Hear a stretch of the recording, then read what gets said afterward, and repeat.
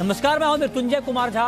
शाम के 5:30 बज चुके हैं और अगले आधे घंटे तक कमोडिटी मार्केट पर सबसे बड़ी कवरेज जारी है। हम आपको बताएंगे कि जिस तरह से बाजार में तेजी की सुनामी आई है, ये सुनामी कब तक कंटिन्यू रहेगी और ऐसे मूड माहौल में आपके लिए क्या रास्ता बचता है, क्या तरीका बचता है, इस पर हम बातचीत करेंगे। और बातचीत के लिए हमारे साथ मेहमानों का एक खास पैनल है। हमारे साथ हैं अनुज गुप्ता, IIFL सिक्योरिटीज़ के, सुरेंद्र मेहता हैं, सेक्रेटरी हैं India bullion and jewellers association के, और देवेंद्र पटेल जुड़ रहे हैं, चेयरमैन है federation of Indian spice stake holders के। आप सभी का बहुत बहुत स्वागत है। चर्चा की शुरुआत हम कर रहे हैं गोल्ड के साथ। जी हाँ, वही गोल्ड जो $2000 के ऊपर चला गया है और MCX पर भाव 54,000 के करीब। किसी ने सोचा भी नहीं होगा कि इस साल के शुरुआती 2-2.5 महीने में ही दाम 54,000 तक चले जाएंगे, उसके पास चले जाएंगे। बहुत बड़ी तेजी। और अभी भी आप देखिए गोल्ड में करीब 1150 रुपए की तेजी दिख रही है। तो मेहता जी, मेरा सबसे पहला सवाल सर आपसे ये होगा कि गोल्ड अभी रुकने वाला है या ये सफर कंटिन्यू है? नहीं मृत्युंजय जी, ये तो अभी ट्रेलर है, अभी पूरी फिल्म तो बाकी है। मेरा मानना, देखिए मैंने आपके शो में कई पिछले 2-3 महीनों से, इनफैक्ट मैंने दिवाली शो पे भी कहा था कि इन्फ्लेशन सबसे बड़ा कंसर्न होगा और इन्फ्लेशन की वजह से ही $2150 गोल्ड हो सकता है। लेकिन अब तो सिचुएशन ये हो गई है कि इन्फ्लेशन के साथ साथ हमारे पास जियोपॉलिटिकल टेंशन है, रशिया के सैंक्शन हो चुके हैं, क्रूड का दाम अपनी एक ऊंचाई पर है, भारतीय बाजारों में रुपए में इतनी गिरावट आ गई है, तो किसी भी प्रकार से सोने को किसी भी प्रकार का कोई सपोर्ट नहीं मिल रहा है। तो ये जिस तरह से सोने में बढ़ोतरी हुई है, तो बिल्कुल ऐसा लगता नहीं है मुझे कि यहाँ पे इतनी जल्दी कोई थमने वाली बात है। मेरा पहला टारगेट सोने के लिए होगा $2013। यदि ये $2013 क्रॉस करता है तो $2036 का अगला टारगेट होगा। लेकिन इन्फ्लेशन यदि वॉर रुक भी जाता है तो इन्फ्लेशन कंट्रोल होने वाला नहीं है, और यदि इन्फ्लेशन कंट्रोल नहीं होता तो सोने में बढ़ोतरी जारी रहेगी। अच्छा, ठीक है, आप बने रहें सर। अनुज जी, आप जरा बताइए कि मार्केट जिस रफ्तार से ऊपर जा रहा है, ऐसे में इस मार्केट में अभी ट्रेड लेना, मतलब इस तेज रफ्तार में सवार होना ठीक है क्या? अगर है तो क्या स्ट्रेटेजी इस वक्त गोल्ड में होनी चाहिए? मृत्युंजय जी, गुड इवनिंग। देखिए, मुझे लगता है कि अभी जो मार्केट है ये काफ़ी वॉलेटाइल है। जहां हम पहले मोमेंटम देखते थे गोल्ड के अंदर 100 से 200 रुपए का, अब वो मोमेंटम करीबन 400 से 500 रुपए का पर डे का मूवमेंट हो गया है। इवन गैप अप ओपनिंग यहाँ पर काफ़ी स्ट्रांग रह रही है। मुझे लगता है कि मार्केट जो है यहाँ पे ट्रेंड पॉजिटिव ही रहेगा, मगर जो ट्रेडिंग स्ट्रेटेजी है वो मुझे लगता है कि बिल्कुल सपोर्ट जोन के आसपास मिले तो ही खरीदारी का ट्रेड लेना चाहिए, क्योंकि जिस तरीके से मार्केट ट्रेड कर रहा है, आपको 200-300 रुपए ऊपर नीचे मोमेंटम विद इन 5 मिनट में आपको मोमेंटम दिखा रहा है, तो उसमें जो वॉलिटिलिटी है वो काफी हाई हो गई है। तो ऐसी वॉलिटिलिटी में मुझे लगता है कि सपोर्ट जोन के लेवल्स मिले तो ही आप खरीदारी करें, क्योंकि अगर आप वैसे ही रनिंग मार्केट में लेंगे तो हो सकता है कि मार्केट आपको ऊपर नीचे पैनिक में ला सकती है। तो उससे बचना बहुत जरूरी है, क्योंकि जिस तरीके से वॉलिटिलिटी है, काफी हाई वॉलिटिलिटी यहाँ पर देखने को मिल रही है। हमें लगता है कि इंट्राडे के लिए भाव अगर 53,500 के आसपास मिलते हैं तो खरीदारी करना चाहिए। 53,000 का स्टॉप लॉस लगाएं, टारगेट 54,300 54,500 तक हो सकता है। और मुझे लगता है कि इंटरनेशनल मार्केट में एक्सपेक्टेड है $2020 से लेकर $2030 तक के लेवल इवनिंग सेशन में देखने को मिल सकते हैं। ओके, तो आप कहें कि $2030 तक भी गोल्ड का भाव जा सकता है और MCX पर भाव 54,000 के ऊपर आप कह रहे हैं कि जा सकता है। तो उसको ध्यान में रखते हुए एक मजबूत स्टॉप लॉस के साथ आपकी राय गोल्ड में बाइंग की है। अमित सजेजा भी हमारे साथ जुड़ रहे हैं। अमित जी, पोजिशनल ट्रेडर को एक करेक्शन का वेट करना चाहिए क्या गोल्ड में अभी? जी नमस्कार। देखिए, कैसा होता है कि जब एक स्ट्रॉन्ग बुल मार्केट होता है तो उसमें बहुत बार इंट्राडे करेक्शन आ जाती है, जहां शॉर्ट टर्म ट्रेडर को लगता है कि ये एक सेलिंग अपॉर्चुनिटी है, बट एक्चुअली वो एक बाइंग अपॉर्चुनिटी होती है। तो इसमें आप बड़ी एक्सपेक्टेशन नहीं रख सकते कि वन फाइन डे यहाँ पर $30-40 का करेक्शन आ जाए, क्योंकि ट्रेंड फर्मली पॉजिटिव है। तो जो भी इंट्राडे में 400 से 500 रुपए की करेक्शन आती है, आप उसी को करेक्शन समझकर उसमें रैली में पार्टिसिपेट करें, तो उस हिसाब से आप पोजिशनल ट्रेंड में पार्टिसिपेट कर पाएंगे। तो मैं ये नहीं समझता हूँ कि बहुत बड़े डिप्स होंगे। हाँ, इंट्राडे में जो भी 400 से 500 पॉइंट्स के डिप होंगे, जैसे अनुज जी ने भी बताया, तो उस हिसाब से आप चढ़िए और पोजिशनल टारगेट्स के लिए वेट कीजिए। That is the best strategy to play this move. Okay, तो ये राय आपकी हो गई गोल्ड के ऊपर। लेकिन मेहता जी एक बात जरा बताइए सर, आपने कहा कि महंगाई का मसला जल्द हल होने वाला नहीं है, और ये बात ठीक है। महंगाई वैसे ही जब ये वार शुरू भी नहीं हुआ था यूक्रेन रूस के बीच, तब भी अमेरिका में महंगाई 40 साल में सबसे ज्यादा थी। अब तो क्रूड के दाम इतने बढ़ गए, मेटल के दाम बढ़ गए, एग्री के दाम बढ़ रहे हैं, तो अब तो महंगाई और भड़क जाएगी सर। तो मतलब मैं ये जानना चाह रहा हूं कि फिर क्या जो फेड इंटरेस्ट रेट बढ़ाने की बात कर रहा है उस पर मार्केट अब बिल्कुल रिएक्ट नहीं करेगा मेहता जी? जी बिल्कुल, मुझे लगता भी नहीं है कि इस सिचुएशन में फेड वाकई में इंटरेस्ट रेट बढ़ा पाएगा। क्योंकि आप देखिए जहां पे क्रूड का दाम $130 के आसपास हो जाए, वहां पे इंटरेस्ट रेट बढ़ाना कितना खतरनाक और कितना घातक हो सकता है। और ये सिर्फ यदि यूएस कोई ऐसा स्टेप उठाता है तो ये पूरे इंटरनेशनल मार्केट को असर करेगा।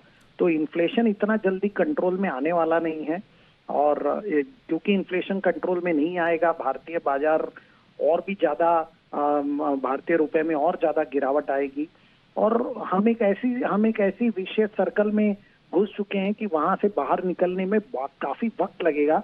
इसीलिए मैं ये मानता हूं कि पोजिशनल ट्रेड तो फिलहाल सोचकर बनाने ही नहीं चाहिए। आप इंट्राडे यदि कोई ट्रेड करे तो स्टॉप लॉस लगा के ट्रेड कीजिए। अच्छा। मार्केट में वॉलेटिलिटी बहुत ज्यादा रहेगी, और ये एक बुल मार्केट है, और बुल मार्केट में बहुत ध्यान से काम करना चाहिए।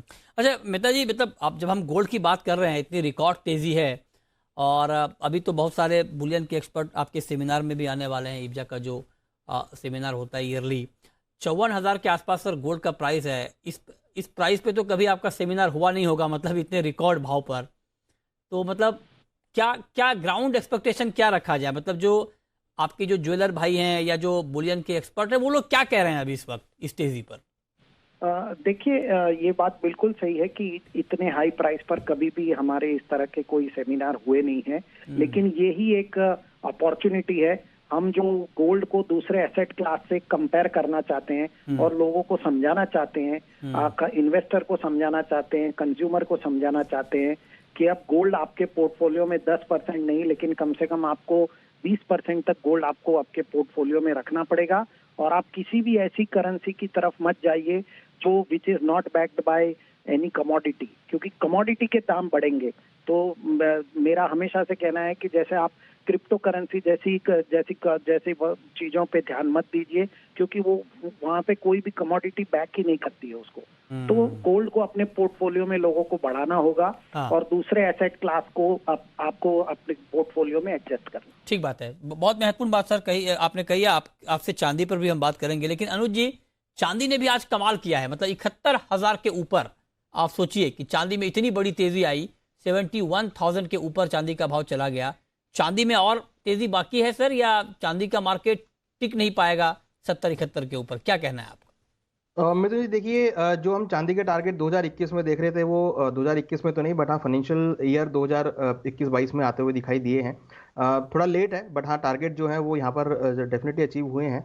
हमें लगता है कि अभी चांदी में जो बुल रन स्टार्ट हुआ है ये भी कंटिन्यू रहेगा। हालांकि लास्ट टाइम भी हमने देखा था कि $30 एक काफी स्ट्रॉन्ग रेजिस्टेंस था मार्केट के लिए कोविड के टाइम पर, जिसको ब्रेक नहीं किया था। बट हाँ, अगर इस बार $30 ब्रेक होता है तो हम एक अच्छा नया हाई 80 से लेकर 85,000 तक के लेवल आते हुए देखेंगे। मगर इंपॉर्टेंट ये है कि जो अभी करंट लेवल चल रहे हैं ये भी काफी अट्रैक्टिव हैं अभी, क्योंकि जिस तरीके से बेस मेटल के भाव बढ़े हैं, गोल्ड के भाव बढ़े हैं, साथ में रुपी यहाँ पर डेप्रिशिएट हुआ है, तो काफी हद तक सिल्वर के भावों में भी यहाँ पे तेजी रहेगी।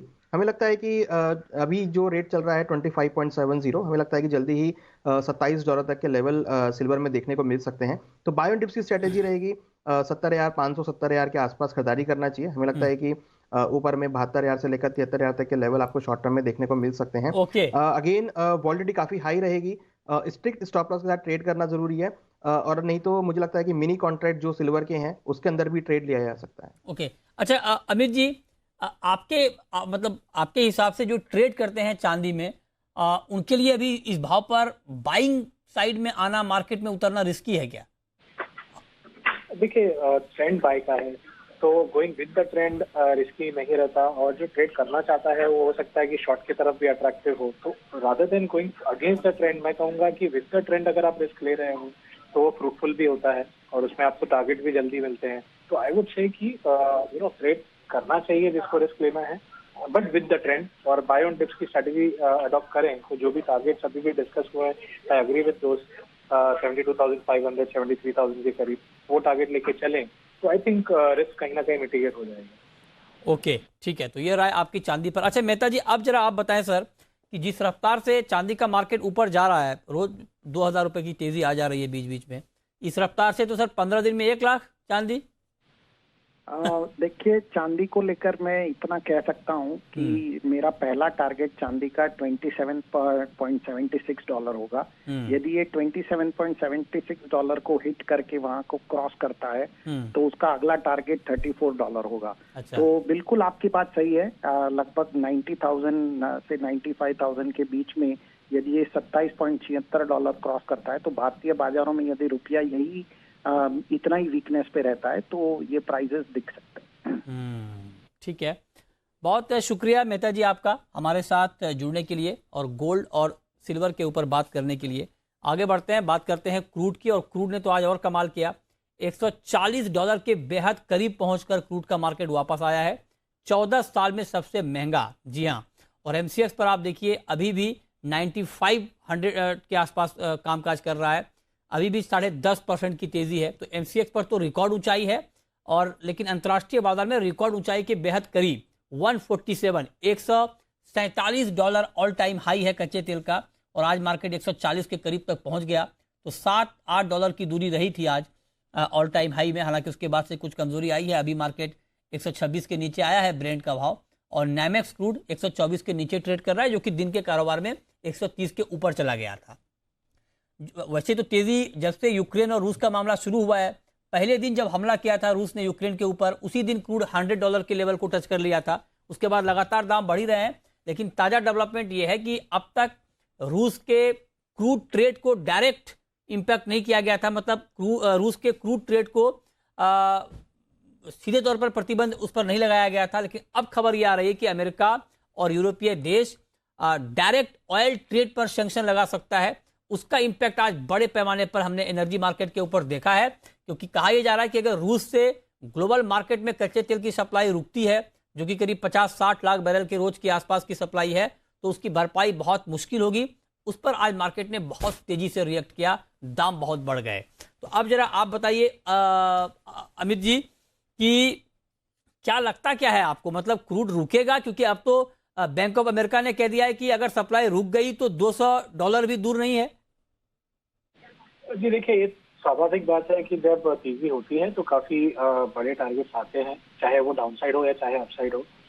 तो उसको एक आधार लेकर मैं बात नहीं करूंगा, लेकिन ये बात जरूर है कि when you are talking about कि रशिया जैसा बड़ा प्लेयर जो 10 से 11 मिलियन बैरल प्रतिदिन प्रोड्यूस करता है और 4 से 5 मिलियन बैरल प्रतिदिन एक्सपोर्ट करता है, तो अगर उसके एक्सपोर्ट्स पर रोक लगा दी जाए तो जो इतना टाइट मार्केट है कि शायद 3 से 5 लाख बैरल पर डे का भी डेफिसिट नहीं झेल सकता, वहां पर 5 मिलियन की बात हो रही है, तो डेफिनेटली ये रिएक्शन जस्टिफाइड है उसमें।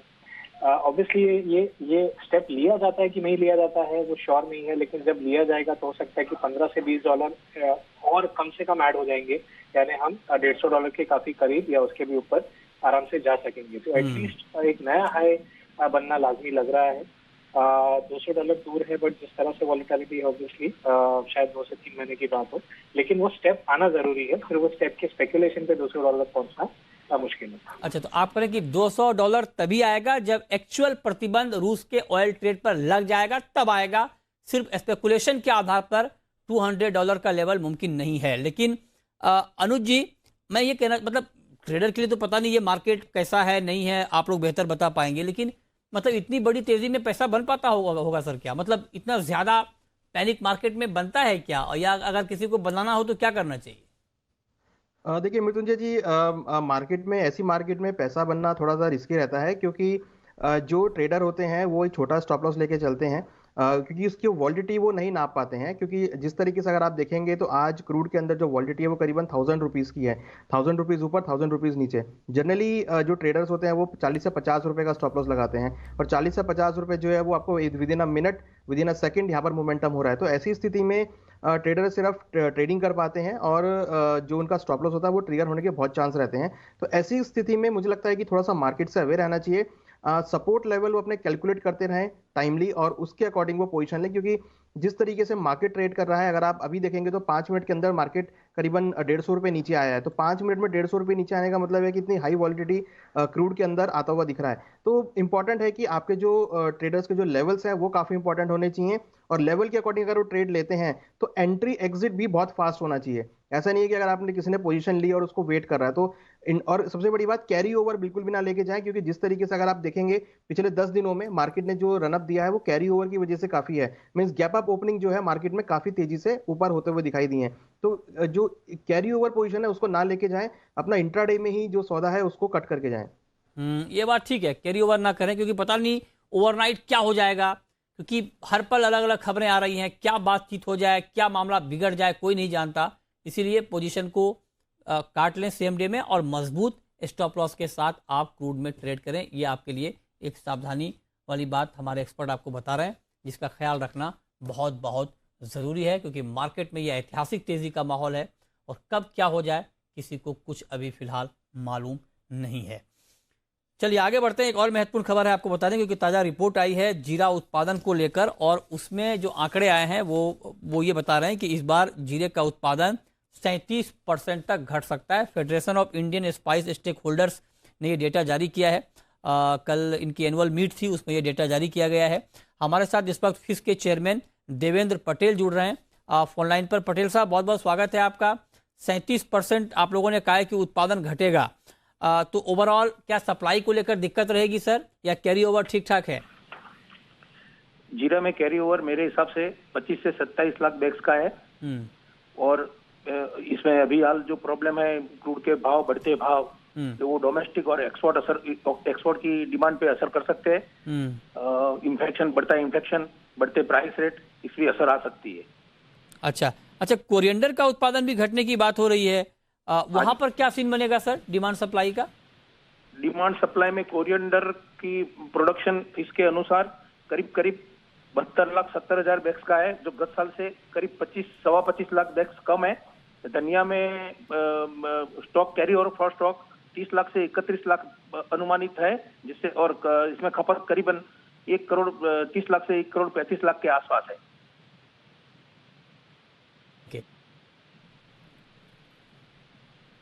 पटेल साहब। हाँ जी, नमस्कार सर। मैं कह रहा हूँ दाम बढ़ेंगे क्या अभी? जीरे में मेरे हिसाब से 188-90 ऊपर में 235-40 जा सकता है। जीरा अगर इस भाव से 10 से 12 रुपया और धनिया करीब 7 से 8 रुपया मंदा होवे तो डोमेस्टिक एक्सपोर्ट डिमांड और स्टॉकिस्ट के लिए अट्रैक्टिव भाव प्राइस मानी जा सकती है। ओके, चलिए बहुत शुक्रिया पटेल साहब आपका हमारे साथ जुड़ने के लिए और इस नए अनुमान पर बात करने के लिए। तो ये बात हो गई प्रोडक्शन की, लेकिन अब मेटल का मार्केट अनुज जी अगर आप देखें तो निकल ने तो कमाल कर दिया सर, मतलब 30%। सोचिए किसी ने कल्पना भी नहीं की होगी कि एक दिन में निकल के दाम 30% तक बढ़ सकते हैं। आज वो हो गया, और निकल के अलावा जो बाकी के मेटल हैं सब रिकॉर्ड ऊंचाई। 30% तो मैंने कम बोल दिया सर, 36% आप देखिए एमसीएक्स पर निकल। बताइए, मतलब हम लोग इतिहास का हिस्सा बन रहे हैं। 36% की तेजी एक दिन में, 3000 के ऊपर चला गया निकल का भाव। मतलब जितनी तेजी आई है उतना कभी भाव हुआ करता था। अनुज जी। जी बिल्कुल, देखिए साथ साथ जो हम वॉलिडिटी की बात कर रहे थे, अगर आप देखेंगे तो एक मिनट में ही करीबन 45 रुपए की तेजी 55 रुपए की तेजी एक विद इन अ सेकेंड निकल में हुई है। तो इतनी बड़ी जो मोमेंटम है वो से बचना चाहिए। मुझे लगता है कि अभी ये जो काउंटर है ये रिस्की जोन में जाते हुए दिख रहे हैं। जब तक सेटल ना हो मुझे लगता नहीं कि यहाँ पर कोई ट्रेड लेना चाहिए। रिस्की ट्रेडर जो है वही यहाँ पे ट्रेड ले, या फिर कोई रिस्क लेके ट्रेड ले सकता है तो वो ट्रेड ले, बट स्टॉप लॉस स्ट्रिक्ट होना चाहिए, क्योंकि मार्केट है ये अगर 50 रुपए एक सेकंड में ऊपर भी जा सकते हैं तो 50 रुपए नीचे भी मार्केट टूट सकती है। और जो लॉट्स हैं सारे बेस मेटल के वो काफी बड़े बड़े लॉट्स हैं। यहाँ पर प्रॉफिट और लॉस जो है वो बड़ा काफी होने की गुंजाइश है।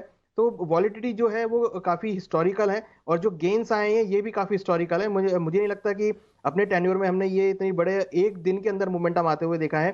तो मुझे लगता है कि मार्केट जो है अभी थोड़े से रिस्की जोन में जाता हुआ दिखाई दे रहा है। अच्छा, तो ये राय हो गई आपकी मेटल के ऊपर। अच्छा अमित जी, आप जरा बताइए कि मेटल में अगर किसी को अभी एक्सप्लोर करना हो ट्रेड, तो कोई गुंजाइश है अभी, या अभी थोड़ा रुक जाए? देखिए, ट्रेड अगर करना है विद द ट्रेंड, जैसे मैं बताया, करना है तो आप बाई करेंगे, लेकिन ऑब्वियसली 36% ऊपर चढ़ के आप बाई नहीं कर सकते शॉर्ट टर्म बेसिस। लेकिन एक बात जरूर कहना चाहूंगा कि ऐसे मूव तब आते हैं जब किसी मार्केट में एक फंडामेंटल स्ट्रक्चरल चेंज होता है। ये न्यूज ने ट्रिगर प्रोवाइड किया है, लेकिन ये जो हमारे सामने प्राइस एक्शन हो रही है, ये एक स्ट्रक्चरल चेंज इंडिकेट कर रही है। यानी यहाँ से अगर 600-700 रुपए फॉल भी आ गया आने वाले दिनों में, तो वहां से दोबारा हमें एक स्लो एंड स्टडी अपमूव देखने मिलेगा, और जहां पर प्राइसेस दोबारा आपको 3,800 से 4,000 तक जाते हुए देखेंगे। तो जो लॉन्ग टर्म प्लेयर हैं फिलहाल वही प्ले कर सकते हैं इसे। ये इंट्राडे या शॉर्ट टर्म ट्रेडर के बस की बात नहीं है, तो वो दूर रहें। लेकिन लॉन्ग टर्म प्लेयर जो है बड़ी करेक्शन आने के बाद, यानी 600 से 700 पॉइंट की करेक्शन के बाद, ये जरूर कर सकते हैं कि पोजीशन बना के बैठ सकते हैं और अच्छे टारगेट्स के लिए, यानी लगभग 40 से 50% की और तेजी के लिए। ठीक है।